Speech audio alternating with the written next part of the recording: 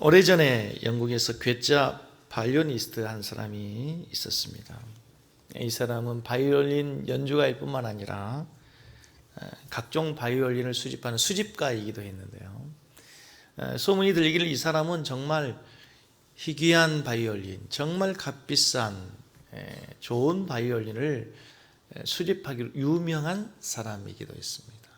근데 어느 날 이분이 가장 값비싼 바이올린을 가지고 연주하겠노라고 이제 발표를 했습니다. 그래서 많은 친구, 많은 관객들이 그 바이올린을 연주하는 것을 보기 위해서 사실은 그 바이올린 연주가보다도 희귀한 값비싼 바이올린을 보기 위해서 수많은 관객들이 모였습니다. 수많은 관객들 앞에서 이 연주가가 연주하는 동안 수많은 사람들이 숨을 죽이면서 은혜를 받습니다. 야, 정말 역시 탁월한 연주가이구나. 역시 바이올린이 좋기는 좋구나. 근데 수많은 사람들이 연주가 끝나고 나서 박수하고 열광하는데 갑자기 파격적인 행동을 이 연주가 하는 겁니다. 들고 있었던 그 바이올린을 바닥에 내리치고 그 바이올린을 발로 밟아 파쇄하기 시작했습니다. 파격적인 기행 앞에서 온 관객들이 쇼크를 받죠. 이게 도대체 무슨 일이야? 왜 이러는 거야? 근데 또 하나의 바이올린을 가지고 나와서 사회하던 사회자가 이런 멘트를 합니다. 지금 연주한 그 바이올린은 사실은 가장 값싼 연습용 악기였습니다. 이제부터 연주하는 악기가 진짜 악기입니다. 이제 본격적인 고가의 바이올린 연주를 했습니다. 수많은 사람들이 역시 박수를 쳤습니다. 그러나 솔직히 말해서 관객들의 반응은 별로 차이가 없네. 조금 전에 부숴버린 값싼 악기나 고가라고 얘기하는 그 악기나 별반 차이가 없었습니다. 이 괴짜 바이올리니스트가 그날 그 기행을 통해서 관객들에게 전달하고 싶은 메시지가 있었습니다. 뭘까요? 위대한 음악은 악기 때문이 아니다. 연주가, 그 악기를 다루는 연주가에 의해서 위대한 음악이 연주되고 위대한 음악이 완성되는 것이지 악기에 의해서 좌우된 것이 아니다 라고 하는 것을 메시지로 전달하고 싶어 했던 것입니다. 말씀을 준비하면서 오늘 본문을 가지고 묵상하다가 우리 예수님께서 같은 철학, 같은 생각을 가지고 계셨습니다. 예수님께서는 이 세상을 변화시키기 위해서 사람을 사용하십니다. 그래서 제자들을 부르십니다. 예수님께서는 이 세상에 오셔서 3년 동안에 집중했던 것이 바로 제자를 만드시는 것이었습니다. 그 제자를 통해서 이제 주님께서 부활 승천하신 후에 온 세상에 복음을 전파하기 위해서, 온 세상을 복음화하기 위해서 주님은 위대한 일을 계획하고 계신 것입니다. 그런데 예수님께서 오늘 제자들을 부르시는 장면을 보면, 오늘 예수님께서 부르시는 제자들을 보면 악기로 얘기하면 정말 값비싼 고가의 악기가 아니라 값싼 보잘것없는 연습용 악기와 같은 사람들을 불러서 주님이 위대한 제자를 삼으신다는 거예요. 하나님의 나라의 역사를 맡기신다는 거예요. 자, 오늘 본문 말씀에 보면은 예수님께서 제자들을 부르십니다. 13절 말씀해 보십시오. 13절 말씀을 같이 보겠습니다. 또 산에 오르사 자기가 원하는 자들을 부르시니 나오시니라. 예수님께서 제자들을 부르십니다. 그런데 어떤 기준을 갖고 뽑습니까? 객관적 기준이 없습니다. 어떤 회사나 어떤 학교에서 신입생을 선발하고 직원을 선발할 때 객관적 기준이 있지 않습니까? 점수는 이 정도 돼야 되고 자격증이 이 정도는 가지고 있어야 되고 이 정도 훈련이 된 사람, 그런 모든 사람들이 보기에 적당한, 합당한 객관적 근거가 있어야 합격생으로, 직원으로 채용을 할 건데, 오늘 본문 말씀에 보면 예수님께서는 객관적 기준을 갖고 뽑으신 것이 아니고 하나의 기준이 있다면 성경에서는 뭐라고 말씀하십니까? 자기가 좀 박자가 맞고 좀 뭐가 호응이 맞아야지. 자기가 원하는 자들이. 세상적 기준으로 세상이 스펙이 되는 자들이 아니라 예수님께서 원하는 자들. 이것이 자격이었어요. 다른 말로 주님이 기뻐하시는 자들. 이게 성경에서 흐르고 있는 아주 위대한 하나님의 나라의 원리라고 하는 사실입니다. 만일 객관적 기준을 가지고 예수님께서 제자들을 뽑았다면 그들 가운데 제자가 될성 싶은 될 만한 자격 있는 사람들은 아무도 없어요. 베드로 문제 많은 사람이죠. 야고보와 요한 두말할 필요도 없이 많은 실수, 기질적으로 다혈질이고 얼마나 부족한 사람들이 모르는지 모릅니다. 출신이 별로 좋지 않습니다. 당시의 신분사회에서 그들은 갈릴리의 촌놈들이었습니다. 어부들이었습니다. 배운 것도 많지 않습니다. 학문적으로도 가문적으로도 출생적으로도 지역적으로도 별 볼 일 없는 사람들이었다는 겁니다. 베드로, 야고보, 요한뿐만 아니라 마태라고 하는 사람은 우리가 몇 주 전에 살폈던 것처럼 예수님께서 마태를 부르실 때 마태가 어디에 있었어요? 레위가 마태였잖아요. 어디에 있었어요? 세관에 앉아 있었어요. 그래서 예수님께서를 가까이 하니까 수많은 사람들이 수군거립니다. 아니 어떻게 이게 죄인과 함께 먹고 마실 수 있느냐. 수많은 사람들이 손가락질을 당하는 세리였습니다. 매국노라고 불려지는 수많은 사람들에게 지탄을 받는 사람이었단 말입니다. 그런데도 불구하고 예수님은 그 많은 사람들 가운데서 그런 사람을 제자로 부르시고 주님의 나라의 위대한 역사를 맡기신다는 사실을 믿으시기 바랍니다. 그러나 여러분 기억하셔야 됩니다. 예수님께서 제자들을 부르실 때 막무가로 부르신 것이 아닙니다. 아무런 대책 없이 세우신 것이 아니었다는 겁니다. 누가복음 6장에 보면 예수님께서 제자들을 선택하시기 전에 어떻게 했다고 나옵니까? 12절을 보십시오. 이때에 예수께서 기도하시러 어디 갔어요? 산에 가셨어요. 그리고 밤이 새도록 하나님께 기도하고 13절에 제자들을 부르시는 거예요. 예수님이 뭐하고 제자들을 부르신 거예요? 기도하고 산에서. 얼마 정도 기도했어요? 얼마 정도 기도했어요? 우리는 보통 기도하면 어떻게 기도합니까? 30분, 길면 1시간. 1시간 넘으면 그때는 할 말도 없고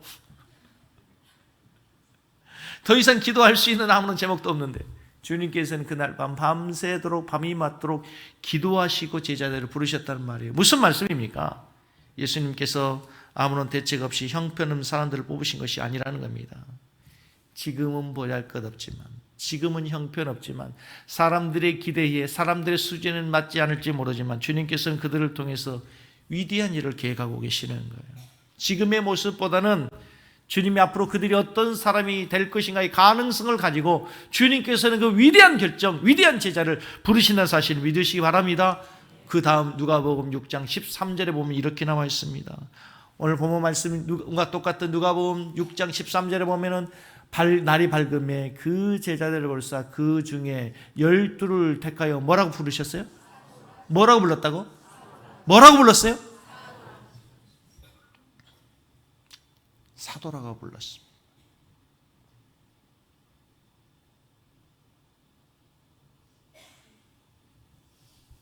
헬라 아포스톨로스, 보냄을 받은 자, 대행자라는 뜻이에요. 하나님의 보냄을 받은 자, 예수님의 대행자. 오늘날 우리로 얘기하면 대사라는 얘기, 대사. 전권을 가지고 그 일을 맡겨 그 일을 행하도록 하는 사람. 보잘것없는 어부, 마태, 세관에 앉아서 수많은 사람들의 지탄받는 그 사람을 예수님은 뭐로 부르신 거예요? 사도로 부르신 거예요. 사도로. 위대한 주님의 역사를 맡길 수 있는 주님의 대행자로 보내셨어요. 대사로 보냈다는 말이에요. 사람의 눈에 어떻게 보이든지 그건 상관없어요. 주님이 기뻐하신 뜻을 따라 주님이 원하시는 자들을 불러서 주님은 위대한 주님의 나라를 이루어 가신다는 사실을 믿으시기 바랍니다. 이게 얼마나 소망적인 말인지 모릅니다. 여러분, 이게 얼마나 소망적인 얘기인지 몰라요. 오늘날 하나님께서 우리를 부르실 때도, 지금 교회를 세워 가실 때도 하나님은 마찬가지라는 거예요. 똑같은 원리가 적용된다는 거예요. 하나님께서 우리를 부르셔서 하나님께서 이 자리에 성가대로 앉히시고 목사로, 여러분들을 교사로, 셀리더로 각자의 직분을 맡기신 것을 세상의 기준으로 보면 과연 우리가 이 자리에 설 수 있는 사람이 얼마나 되겠어요? 우리 중에는 성악한 사람도, 성악 전공한 사람도 아니고, 그런데도 불구하고 예배자로, 목사도 안 입었던데 가운을 입혀가지고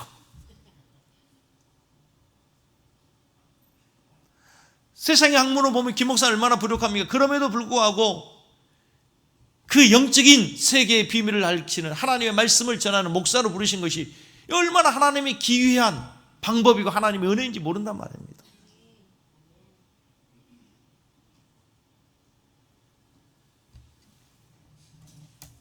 세상의 방식, 세상의 기준을 정하 우리를 선택했다면 이 자리에 설 수 있는 사람이 이렇게 많지 않을 거라는 거예요. 참으로 감사한 걸 보면은요,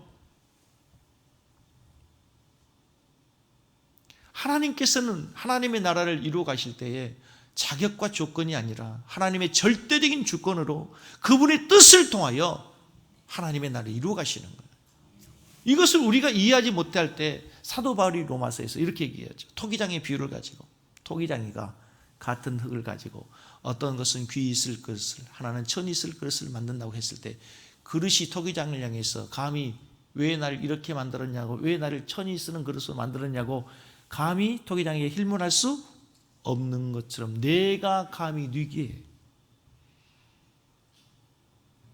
우리는 그 단어를 다른 말로 하나님의 은혜라고밖에 표현할 수 없는 거예요. 여러분, 하나님의 은혜로 우리가 여기에 있는 줄로 믿습니다.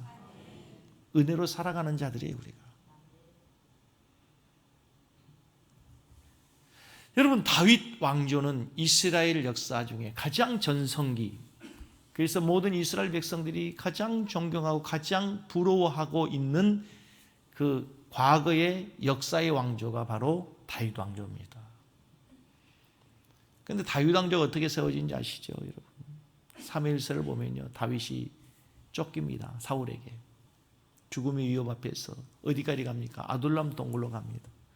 근데 아둘람 동굴에서 이제 다윗과 함께 먹고 마시고 함께 생활하는 사람들이 모여들기 시작합니다. 일명 다윗의 군사들이 모이기 시작합니다. 근데 거기에 모인 사람들의 대부분을 뭐라고 성경이 얘기하냐면 버림받고 천대받고 빚진 자, 마음이 억울한 자, 마음이 원통한 자, 환난당한 자들, 그들이 아둘람 동굴에 모인 거예요. 이리저리 쫓기면서 피해 다니면서 어쩔 수 없이 그들이 세상에 버림받은 자들이 모여드는 겁니다. 그런데 놀라운 사실은 그들이 다윗과 함께 생활하다가 마지막에 다윗의 위대한 왕조를 세우는 거, 거기서 다윗 시대에 제일 용감했던 요압 장수가 거기서 나오는 거예요. 아브넬이 거기서 나오는 거예요. 어디에서? 동굴에서. 버림받은 자, 원통한 자, 빚진 자, 환난당한 자, 세상에서 별 볼 일 없었던 그들이 이스라엘 역사의 가장 위대한 왕조였던 다윗 왕조를 세우는 거예요. 이게 하나님의 나라의 원리라는 사실을 믿으시기 바랍니다. 하나님 나라의 비밀이에요. 어떤 외적인 조건에 의해서가 아니라 하나님이 기뻐하신 사람들을 부르시고 그들을 제자로 만들어서 주님의 나라를 이루어 가신 줄로 믿습니다. 할렐루야! 주님께서 우리를 부르시고 우리에게 거는 기대감이 우리를 향해서 기대하고 있다는 사실을 늘 우리들이 기억하며 살아가야 돼. 주님의 부르심에 합당한 사람이 되도록 우리 자신을 믿음에 세워가고 주님의 부르심에 합당한 삶을 살 수 있도록 매일 우리가 말씀을 붙들고 살아가야 될 줄로 믿습니다. 그러기 위해서 여러분 우리에게 필요한 게 뭐냐면 자존감이 있어요. 자존감. 프라이드가 있어야 된다. 내가 주님으로부터 부름받았다. 내가 비록 세상에서는 어떻게 보일지 모르지만 내가 하나님의 나라의 위대한 제자로 부름을 받고 위대한 사명자로 부름받았다. 내가 위대한 주님의 제자로 부름받은 주님의 제자라고 하는 이 사명의식이 우리에게 필요하단 말이에요. 말씀을 준비하면서 여러분 우리 성도들이 이 말씀을 좀 강조하고 싶더라고요. 여러분 이 말씀을 들으면서 여기서 끝나면 안 돼요. 하나님께서는 세상에 환난당한 자, 부족한 자, 별 볼 일 없는 어부였던 촌놈들을 불러서 하나님 나라를 이루시더라. 이거로 끝나면 안 돼요. 주님의 제자들은 주님의 제자로 부르심 받은 다음에 주님의 제자라고 하는 자부심과 긍지를 가지고 세상 속에서 살았던 거예요. 부르심을 받은 것으로 끝나는 것이 아니라 주님의 제자로서의 당당한 삶을 살 수 있는 자존감, 다른 말로 소명의식, 세상에서 우리에게 이게 필요한 거예요. 오늘날 그리스도인들이 가장 부족한 게 이게 아닌가 싶어요. 그래서 세상과 구별된 삶을 살지 못하는 거예요. 세상 사람들이 가는 거, 세상들이 행하는 거, 먹는 거, 거기에 우리의 마음을 빼앗기고 기웃거리고 우리가 그렇게 살아간단 말이에요. 그래서 세상으로부터 우리의 자신 스스로의 자존심이 무너뜨리고 마는 거예요.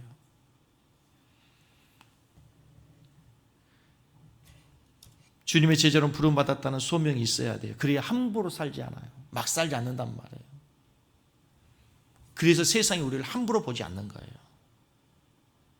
우리가 함부로 살잖아요. 세상이 우리를 함부로 봐요.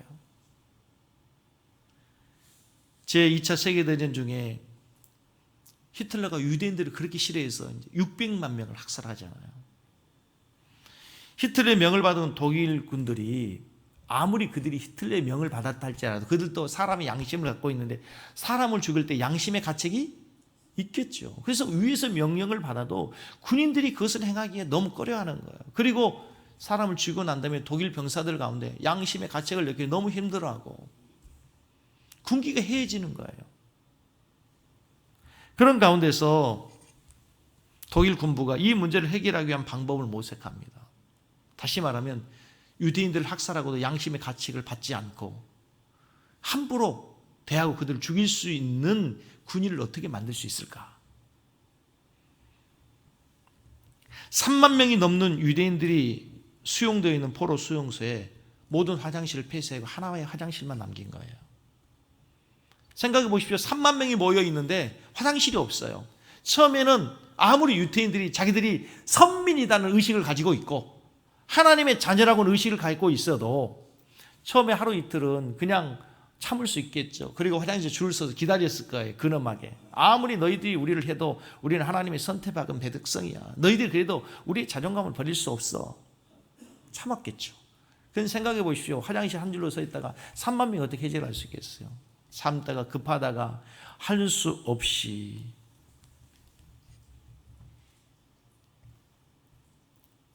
서로 들어가기 위해서 아기다툼을 하겠죠. 그러다 견디지 못하고 아무 데서나 일을 보기 시작했을 거예요.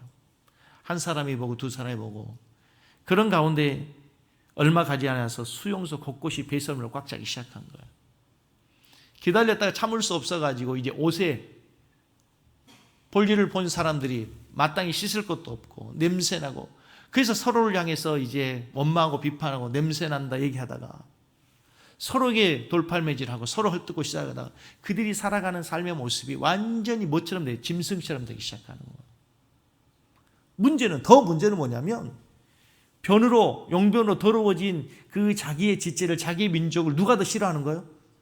스스로 싫어하기 시작하는 거예요. 독일 군사들이 그 유대인들을 죽이면서 처음에는 양심을 가침을 가졌는데 저렇게 형편없이 싸우고 지저분하게 생겨있는 저들을 짐승으로 보기 시작하는 거예요. 그리고 그들을 죽이고도 양심의 가책이 없어지는 거죠.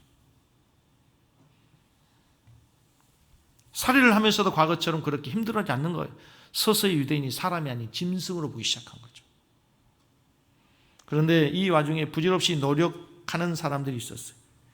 매일 오후 4시가 되면 이들에게 따뜻한 물 한 잔이 공급돼요. 생명을 유지하도록. 최소한의 생명을 유지하기 위해서 물이 필요하잖아요.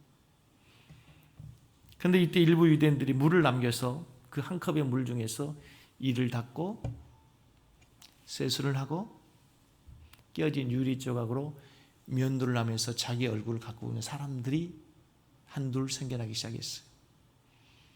내가 비록 내가 이렇게 뒤엄석을 이렇게 더러운 변 속에서 내가 뒹굴지라 내 자존감은 버릴 수가 없다.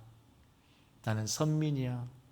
나는 하나님의 자녀라고 하는 의식을 버리지 않는 거죠. 끝까지 자기의 자존감을 지킨 거예요. 놀라운 사실은 독일 병사들이 그 사람들을 점점 어떻게 보기 시작해요? 다르게 보기 시작하는 거예요. 함부로 대하지 않는 거예요. 적어봐라 하면서 점차적으로 그들을 두려워하기 시작하는 거죠. 인간함을 잃지 않는 이들을 함부로 학살하기 힘들죠. 그래서 이런 노력을 하는 사람들에게 많은 사람들이 끝까지 살아남을 수 있었다 하는 거예요. 여러분, 우리 그리스도인들이 세상을 살면서 이 제자로 부름받았다고 하는 사실, 하나님의 위대한 사명자로 부름받았다는 사실, 이 확신과 사명감, 그리고 정체성이 필요해요. 여러분, 그냥 내가 이 의식을 가지고 사는 사람과 가지고 같지 않고 그냥 교회만 다니는 크리스찬과는 너무 차이가 있어요.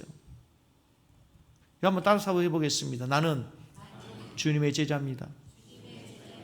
그냥 입술을 하는 게 아니라 여러분의 삶에서 여러분이 한 주간 세상 속에 살면서 이 정체성이 있는 것과 없는 것은 너무 차이가 있는 거예요. 그냥 되는 대로 닥치는 대로 사는 것과 내가 그리스도의 제자입니다. 주님의 제자입니다. 나가서 내가 위대한 주님의 사명자입니다. 라고 하는 의식을 갖고 사는 것은 생각부터 말부터 행동부터 다를 수밖에 없는 거예요. 여러분. 그렇지 않습니까?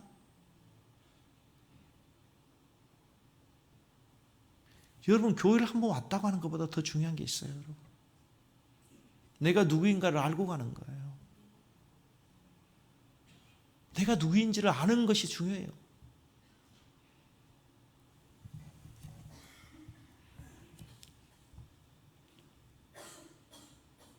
우리 그리스도는 이 세상을 살면서 그리스도인다움을 잃어버리면 안 됩니다. 그래야 우리가 하나님 앞에 부끄러움 없이 설 수 있고 세상 사람들로부터도 존경을 받을 수 있어요. 부족함에도 불러주신 하나님을 바라보면서 한 주간 여러분 당당하게 믿음으로 살아내는 우리 섬기는 교회 성도들이 되기를 축복합니다. 오늘 주님께서 제자를 부르실 때 그냥 부르신 게 아니고 목적이 있어요. 사명이 있다는 거예요. 제자들에게 원하시는 목적이 너무 잘 나와 있어요. 오늘 본문 14절을 보세요.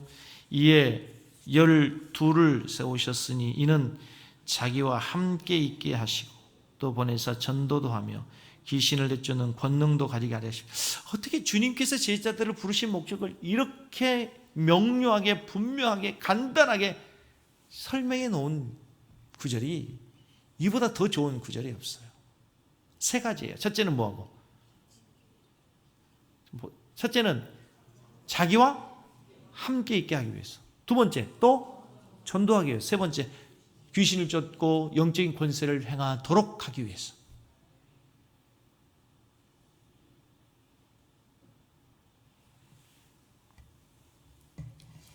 순서를 바꿔서 여러분, 첫 번째 주님께서 제자들을 부르신 이유가 전도하도록 하기 위해서. 여러분 생각 안 하십니까? 예수님께서 밤새도록 병을 고치고 이 동네 저 동네 수많은 사람들이 와서 예수님을 만나기를 원해요. 그때 주님께서 어떻게 해요? 다른 마을로 가자 제자들에게 그러시죠. 내가 뭐 하러 왔다? 거기 가서도 복음을 전해 내가 그곳에도 전도하기 위해서 왔다 그래요. 예수님 오신 목적이 뭐예요? 복음을 전하시기 위해서 전도하기 위해 오셔서 거예요. 예수님께서는 절대로 자기가 이 땅에 오신 목적, 정체성을 잃지 않아요. 인기와 명예를 위해서라면 그 마을에 있으면 돼요. 그렇죠? 수많은 사람들이 박수치고 환호하고 하니까 그곳에 있으면 된단 말이에요. 그러나 주님은 그걸 위해 오시지 않았어요. 소위 세상 사람들이 말하는 성공을 위해 오셨다면 그곳에 있으면 된다니까요. 그러나 지금 다른 말로 가자. 이것을 위해서 온 게 아니고 내가 그곳에도 복음을 전해야 되는데 이 일을 위해서 왔다. 자, 그 주님께서 이제 제자들을 부르시고 뭐 하라고? 주님이 이 땅에서 복음을 전하시고 난 다음에 3년의 공생애를 마치고 난 다음에 십자가에서 죽으시고 부활 승천하시고 난 다음에 제자들이 그 일을 감당해야 되거든. 그래서 그 제자들이 복음을 주님이 하셨던 그 복음을 전해야 되기 때문에 지금 제자들을 불러서 훈련하시기에 그래서 너희들이 전도하도록.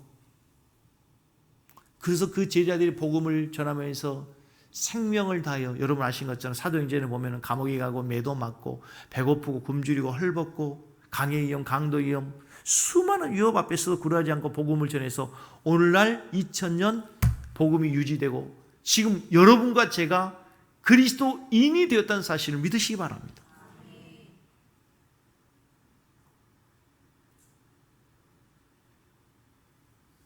오늘 하나님께서 여러분들을 왜 부르셨습니까? 왜 섬기는 교회 하셨습니까? 이게 분명히 중요해요, 여러분. 왜 섬기는 교회 오셨습니까? 물론 은혜 받아야 돼요. 이미 우리는 하나님 은혜를 받아서 하나님의 자녀가 됐고 구원을 받고 하나님의 자녀의 권세를 누리고 살고 있는데, 이제 주님이 우리에게 원하시는 것은, 특별히 이 섬기는 교회를 송산에 세우시고 우리 이곳에 부르신 이유는 복음을 전하기 위해서인 줄로 믿습니다. 복음을 전하기 위해서인 줄로 믿습니다. 송산 땅에 하나님의 나라를 세우기 위해서, 송산을 복음화하기 위해서 여러분과 저를 부르신 줄로 믿습니다. 전도는 해도 되고 안 해도 된 게 아니고 모든 사람들이 마땅히 해야 될, 대한민국 국민이면 누구가 해야 될 3대 의무가 있는 것처럼 섬기는 교회 성도라면 당연히 해야 될 가장 중요한 사명이 복음을 전하는 것인 줄로 믿습니다. 성도들이 가장 싫어하는 설교가 두 가지 있대요. 첫째는 헌금해라. 근데 여러분, 헌금해라는 설교 좋아요, 안 좋아요? 여러분 얘기해 보세요. 좋아요, 안 좋아요? 아무 얘기를 못 하시죠. 근데 여러분, 참 헌금 생활은 억지로 되는 게 아니고 은혜 받으면 한 거거든요. 그런데 이것도 교육이 필요하더라고요. 교육이 필요해요. 중요한 교육 중에 하나는 뭐냐면, 하나님께서 세상의 원리를 만드셨어요. 그 중에 하나가 심음의 법칙이야. 심음의 법칙. 고린도후서의 말씀에 보면은 많이 심는 자 많이 거둔다. 심음의 법칙을 얘기해요. 뭐 하면서? 헌금 얘기하면서 얘기해요. 여러분, 많이 심을 수 있기를 축복합니다. 많이 심으세요. 어려워도 심으세요. 심지 않고 거두는 법은 없어요. 어려워도 하나님의 것을 심으세요. 언젠가는 싹이 날 거예요. 그러면 씨를 심고요, 일주일 만에 나는, 그래서 일주일 만에 먹을 수 있는 것도 있고 몇 년을 기다려야 되는 것도 있는 것처럼 하나님 나라에도 마찬가지야. 중요한 그것 강조하려는 게 아니고, 두 번째 성도들이 싫어하는 설교가 뭐냐면 전도해라예요. 전도해라. 근데 여러분, 전도해라는 듣기 싫다고 뭐 듣고 싶다 하는 게 아니고요. 오늘 본문 말씀해 보세요. 제자들을 부르신 목적을 너무 분명하고 명확하게 말씀하셔요. 뭐 하기 위해서? 전도하게 하기 위해서. 오늘날 우리를 왜 불렀을까요, 하나님이? 오늘날 왜 우리를 불렀어요? 말씀을 좀 하세요. 특별히 얼마나 전도하기 좋습니까, 우리 교회가. 특별히 송산 지역에 지상에 세운 첫 번째 교회를 섬기는 교회를 세워주셨는데, 이 황금어장이 우리 교회를 세우셨는데, 여러분, 저는 우리 성도들이 정말 복음의 열정을 가지고 전도하는 교회 되길 바랍니다. 건물 잘 지어놨으니까 절대 그러지 않습니다. 우리가 영혼을 사랑하는 간절한 마음이 없으면 하나님께서 영혼을 보내지 않는 거예요. 특별히 우리 교회 여러분, 이제 주변에 8월 1일부터 저기 세형 리첼 아파트가 8월 1일부터 입주하고요. 이 앞에 있는 대방 2차, 3차? 그러니까 8월 25일부터 입주한대요. 저 우리 안수 집사님들, 권사님들 나가서 막 복음을 전하는 그런 거 해야 되는 거 아니에요? 항존직들이? 토요일 날 아니면 예배 끝나고 전도하자고 전도지 갖고 주부 갖고 와서 전도하고 해야 되는 거 아니에요? 목사님 요즘에는 전도지 갖고 전도한 시대가 아니잖아요. 그럼 어떻게 전도하는 건데요? 관계 전도도 하고 길거리 나가 전도도 하고 전도해야죠.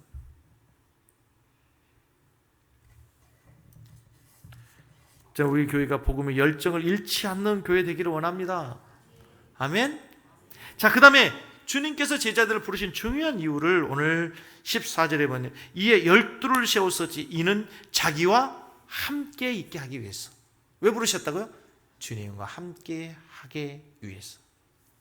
근데 이 주님께서 제자들과 동행하도록 하기 위해서라고 하는 그 이유가 각자들이 두 가지로 얘기해요. 첫째는 뭐냐면, 아주 중요한 얘기인데, 예수님께서 제자들을 불러서 단순히 너희들 가서 복음을 전해 이렇게 얘기하잖아요. 지금 주님께서는 제자들을 뭐 하는 거냐면 훈련하고 계시는 거예요. 몇 년 동안? 3년 동안. 그런데 예수님 훈련 방법은 뭐냐면 3년 동안 제자들과 함께 먹고 마시고 함께 자고 함께 생활하면서 삶으로 하나님의 나라의 법칙을 가르치는 거예요.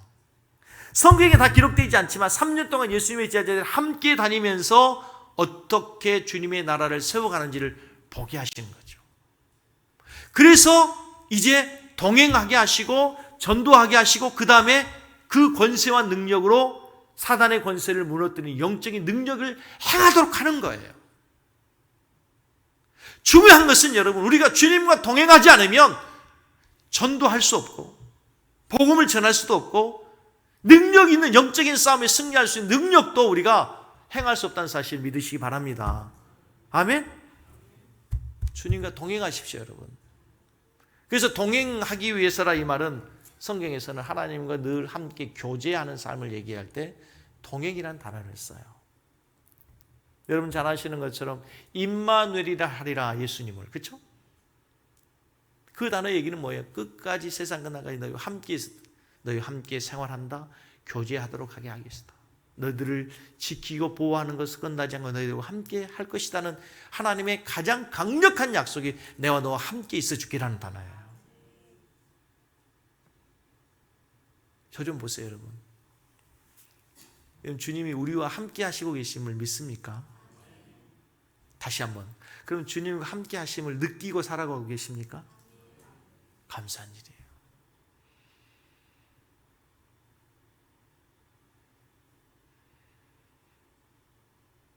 하나님께서 우리에게 원하시는 것은 우리가 생각하는 것과 다를 수 있어요. 우리는 늘 하나님을 어떤 우리의 행위를 가지고 하나님을 기쁘시 한다고 생각을 해요.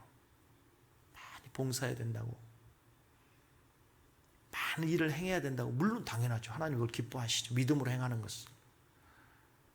그러나 더 먼저 선행돼야 될 것이 있어요. 뭐예요? 주님과 동행하는 거예요.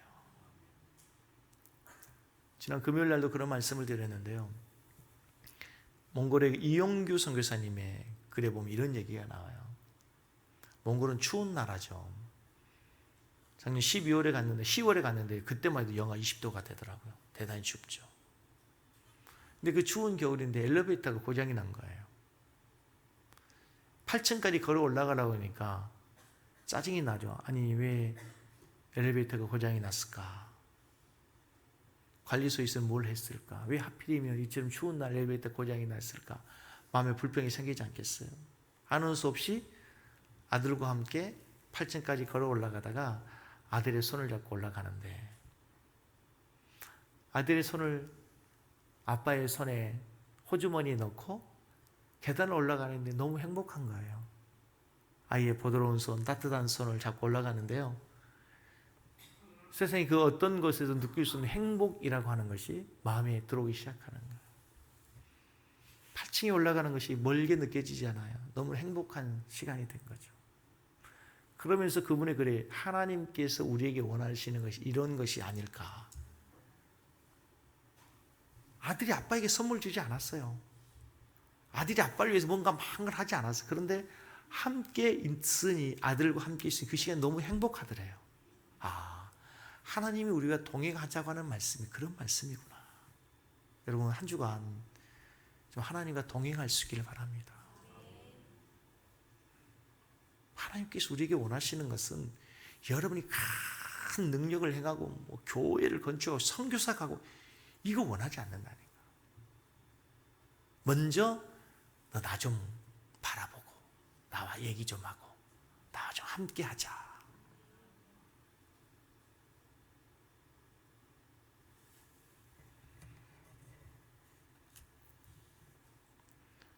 그때 하나님께서 우리에게 이제 복음을 전할 수 있는 능력도 주시고 귀신을 제어할 수 있는 영적인 권세도 허락해 주실 줄로 믿습니다. 여러분 오늘 주님 우리를 뭘로 부르시냐면 제자로 부르셨습니다. 우리는 뭘로 부르셨다고요? 성경을 자세히 보시면요. 예수님 당시에 예수님을 따르는 그룹이 있습니다. 첫째는 무리입니다. 무리. 두 번째 70명의 예수님을 따르는 제자들이 있습니다. 그렇죠? 그들을 예수님께서 복음을 전할 수 있는 권세를 주십니다. 그러나 오늘 본문 말씀은 70명이 아니고 12명의 제자가 있습니다. 더 특별하게 주님이 사랑하시고 더 특별하게 훈련한 제자들이 있어요. 주님께서 이 제자들을 통해서 군중들이 아니에요. 무리들이 아니에요. 이 제자들을 통해서 뭘 하십니까? 세상을 복음화하는 거예요. 하나님 나라를 이루어가는 거예요. 오늘도 마찬가지 주님께서 이 시대에 여러분과 저를 주님의 제자로 부르신 줄로 믿습니다. 주님 우리를 제자로 부르셨어요. 저하고 제자 훈련하다 보면 제가 읽히는 책이 있어요. 펜과 제자. 펜입니까? 제자입니까? 여러분, 펜과 제자는 상당히 유사한 점이 많습니다. 스타에게, 주인공에게 열광합니다. 박수치고 환호하고 따라가기도 합니다. 소리치기도 합니다. 그러나 펜과 제자는 결정적인 차이가 있습니다. 자기에게 손해가 될 때 펜들은 떠나버립니다. 스승을 따르는 제자는 그 스승이 가는 길을 눈물로, 무릎으로, 때로는 목숨을 걸고 주님을 따라갑니다. 그게 제자입니다. 얼마 전에 한류 스타였던 송중기와 또 누구죠? 송혜교가 뭐 이렇게 이혼한다고, 그게 뭐 동남아까지도 다 뉴스였더라고요, 보니까.